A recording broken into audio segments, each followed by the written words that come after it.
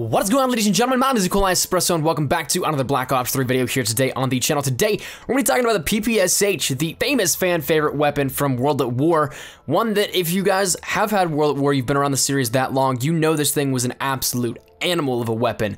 This thing was the melt machine before all other melt machines. This one was a huge fan favorite and one that everybody loved in its entirety, and it might actually be making a return in Black Ops 3. Now, this might seem like a tad bit of late information, but because of the circumstances and me traveling, I didn't necessarily get around to it, but I want to cover it here for you guys today nonetheless. So with this one, if you guys are familiar with the term data mining, it's basically where somebody goes into the game code, peeks around at all the assets, and takes a look at what can be pulled out from here and there that is really intriguing and stuff that we are not shown directly, and it's hidden, kind of buried in that code. So data mining is basically a way to pull out assets and look at them in a single strand of code and see what we can derive from that based off of the millions and millions of strings of code that it takes to build a map. Now, a data miner over on Reddit named Void Glitch, he went and took a look at some of the code here of Zetsubo no Shima and the strings of code that are buried in Black Ops 3 right now that are live and that do have some affiliation with that. Well,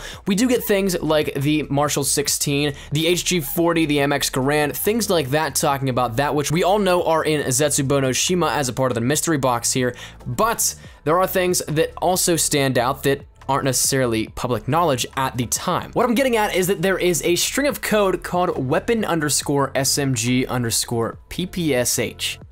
Now that is a direct correlation to World at War, the direct correlation to the famous PPSH. That's not buried in there at all in any cryptic term or anything like that. It's not a pack-a-punch name like the afterburner for the HG40. This is straight up the PPSH in Black Ops 3's code. Now, this is something that it very well could be in zombies here. This is something that could be a hidden asset within this, but this is something that we can see now not only in Black Ops 3 Zombies, but perhaps maybe over into multiplayer. As you know, there is a bunch of stuff that is still to come here within microtransaction DLC, part of supply drops and the new weapons that come out every couple of months here within Black Ops 3, that periodic new content that they drop for free in supply drops, or if you pay for them, I guess it's not necessarily free, but regardless, DLC drops here every so often, and right now we don't have necessarily a lead on the next weapon that will be in supply drops. We know we're gonna get some more melee weapon variants, but the actual weapon that we've seen here, what would that be? That potentially could be the PPSH.